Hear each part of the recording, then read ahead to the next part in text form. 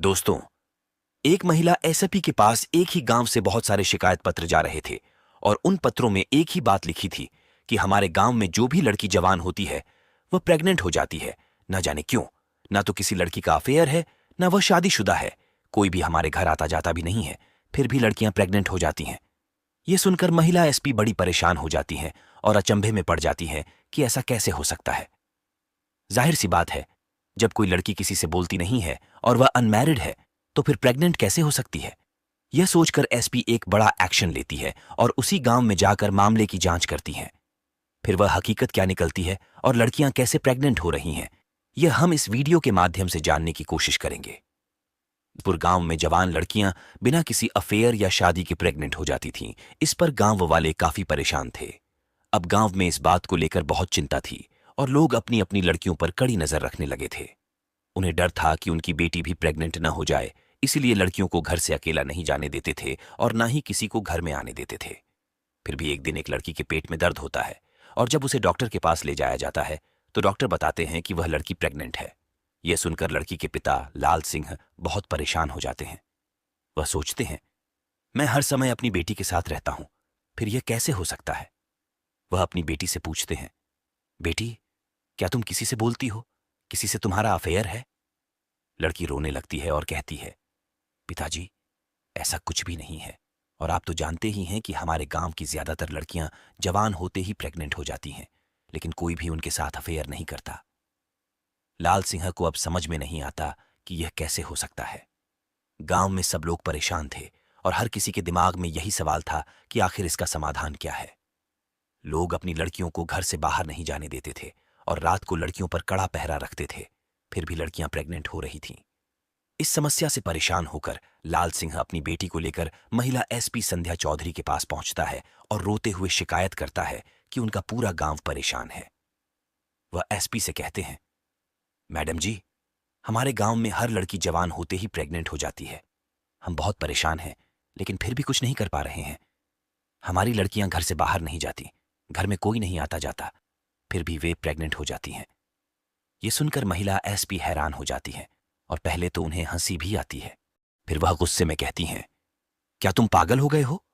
कोई लड़की बिना पुरुष के संपर्क के प्रेग्नेंट कैसे हो सकती है? तुम बेवकूफ वाली बातें कर रहे हो। तब लाल सिंह हाथ जोड़कर कहते हैं, मैडम जी, इसमें सिर्फ मेरी बेटी नहीं है, हमारे गांव में ना जाने कितनी लड़कियां ऐसी हैं जो जवान होते ही प्रेग्नेंट हो जाती हैं। यह बात बिल्कुल सत्य है, मेरी अकेली बेटी नहीं है। गांव में 10, 20, 50 ऐसी लड़कियां हैं जो बिना शादी के प्रेग्नेंट हैं। यह बात जब वह महिला एसपी सुनती है तो वह भी बहुत ज्यादा परेशान हो जाती है। सोचने पर मजबूर हो जाती है कि आखिर ऐसे कैसे हो सकता है। बिना पुरुष के संबंध बनाए लड़की गांव में प्रेग्नेंट क्यों हो रही है। तब वह थाने के लिए फोन करती हैं।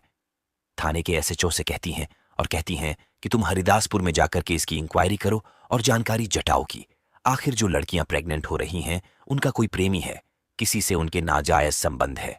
फिर पुलिस जाती है और इंक्वायरी करती है तो सभी लोग एकत्र हो जाते हैं और पुलिस के सामने अपने दुखड़े सुनाने लगते हैं और कहने लगते हैं कि साहब, अगर एक बेटी की बात हो तब हम मान भी जाते हैं कि हाँ बेटी हमारी गलत है, लेकिन जो भी लड़की हमारी जवान होती है और उसके पेट में दर्द होता है, हम उसका चेकअप कराते हैं हॉस्पिटल में ले जाकर के, तो फिर वह प्रेग्नेंट निकलती है।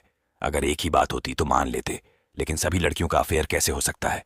और फिर हम इतनी चौकसी रखते हैं, अपनी बेटी पर रात दिन नजर रखते हैं, कभी घर से बाहर अकेले नहीं जाने देते। जब रात को सोते हैं तब हम उन्हें अपने पास सुलाते हैं और कोई हमारे घर आता जाता भी नहीं है। इसी चक्कर से हमारे गांव में एक ऐसा माहौल बन गया है कि हम ना तो किसी के घर जाते हैं और ना किसी को अपने घर बुलाते हैं। इसी बात के डर की वजह से पुलिस ये बात सुनकर कि बहुत ज्यादा परेशान हो जाती है और फिर पुलिस लौट करके चली जाती है। और फिर जो और संध्या चौधरी एसपी होती हैं जिले की, उनसे पुलिस जाकर के कहती है, जो थाने के इंस्पेक्टर होते हैं, वह कहते हैं, मैडम जी, हम भी इस बात को सुनकर के बड़े हैरत में हैं कि आखिर उस गांव के लोग सभी मिलकर के हमारे पास आए थे और उन्होंने कहा था कि हम अपनी लड़कियों पर बहुत ज्यादा पाबंदी रखते हैं और हमारी लड़कियों का किसी के साथ अफेयर भी नहीं है। और एक दो लड़की नहीं, उस गांव में 10, 20, 50 लड़कियां ऐसी हैं जो जवानी में कदम रखती हैं और प्रेग्नेंट हो जाती हैं। ये बात सुनकर के अब तो मैडम का भी दिमाग काम करना बंद कर देता है कि आखिर ऐसे कैसे हो सकता है। तब मैडम विचार करती हैं, जरूर तो कुछ बात होगी, या तो ये लड़कियां इस बात को छुपा रही हैं, या फिर जरूर इनका किसी के साथ अफेयर होगा, या फिर कोई और बात होगी। तभी वह मैडम कहती हैं, ठीक है, अगर तुम्हारे बस की बात नहीं है तो मैं स्वयं इस बारे में जानकारी जुटा लूंगी कि आखिर इन लड़कियों के साथ में ऐसा कैसे होता है। फिर महिला जो एसपी संध्या चौधरी होती है, वह अपना भेष बदलती हैं और कंधे पर एक झोला टांग लेती हैं और ऐसे कपड़े पहन लेती हैं जैसे कि कोई मांगने वाली हो। उस हिसाब से वह मांगने वाली बन करके और उसी गांव में हरिदासपुर में पहुंच जाती है। सारे दिन इधर उधर वह घूमती रहती हैं। जैसे ही शाम होती है, तभी उसी व्यक्ति के द्वार पर पहुंचती है जो व्यक्ति उनके पास शिकायत पत्र लेकर के गया था। लाल सिंह अब वहीं पर जब पहुंचती हैं, शाम होने वाली होती है। तब वह महिला एसपी जो भिखारिन भेष में थी, तब वह कहती हैं कि भैया हमें रात्रि हो गई है और इतना टाइम हो गया है, हम अपने घर पहुंच भी नहीं पाएंगे, इसलिए आज रात अपने घर में हमें ठहरने के लिए थोड़ी जगह दे दो। तब लाल सिंह कहता है, चलो कोई बात नहीं, तुम तो महिला हो, अगर कोई पुरुष होता तो मैं अपने घर में नहीं रुकने देता, क्योंकि हम लोग बहुत ज्यादा परेशान हैं, न जाने ऐसा हमारे साथ क्यों हो रहा है। तब वह कहती हैं, कोई बात नहीं, हम तो तुम्हारी बेटी के समान हैं, तो फिर हमसे आपको क्या डर है। तभी वह लाल सिंह महिला एसपी को भिखारी समझ करके अपने घर में एक जगह पर चारपाई डाल देता है और कहता है कि आप इस पर सो जाइए, आपको जो भी खाना है मैं आपको यही ला करके दे दूंगा। अब लाल सिंह उस महिला के लिए ला करके खाने में कुछ देता है, रोटी पानी, और वह खाती है।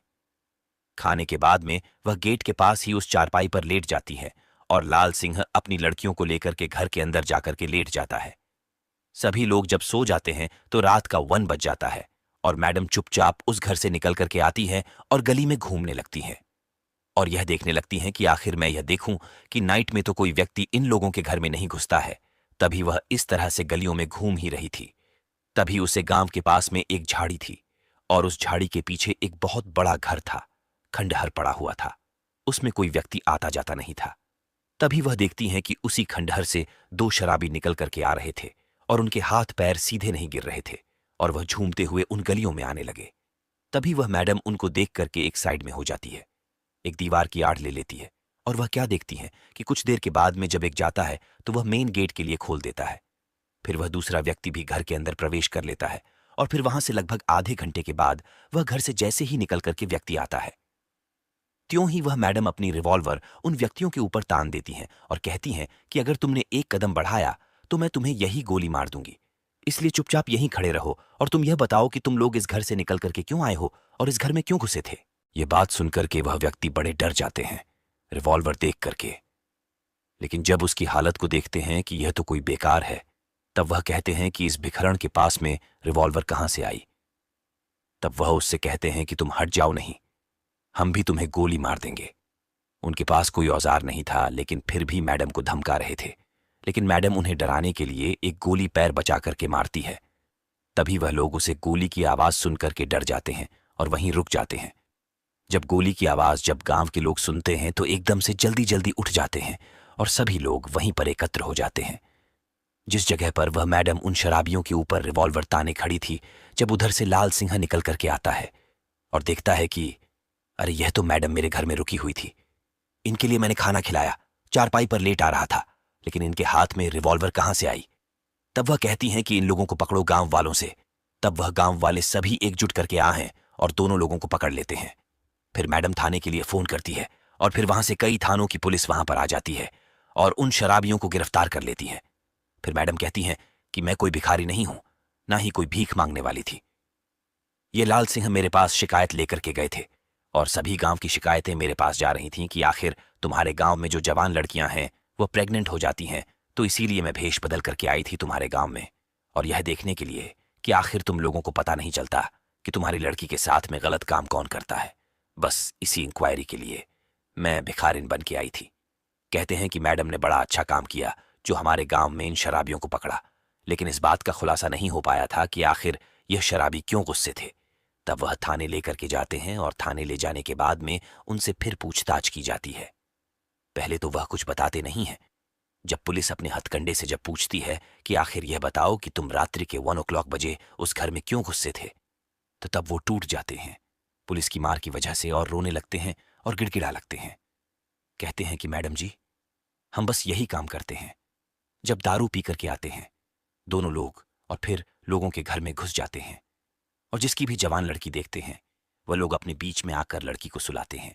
फिर भी हम उस लड़की के मुंह पर और इन सभी के मुंह पर एक ऐसा स्प्रे मार देते हैं कि ये लोग गहरी नींद में सो जाते हैं। इन्हें पता भी नहीं चलता और उस लड़की को भी पता नहीं चलता। फिर हम उस लड़की को उनके बीच से उठा करके दूसरी जगह ले जाते हैं और उनके साथ में शारीरिक संबंध बनाते हैं। फिर इस लड़की को उसी जगह पर लिटा कर कि हम घर से निकल करके चले जाते हैं और हमारा यह रोज का क्रम बन गया है। आज इस घर में तो कल उस घर में, तो कल उस घर में।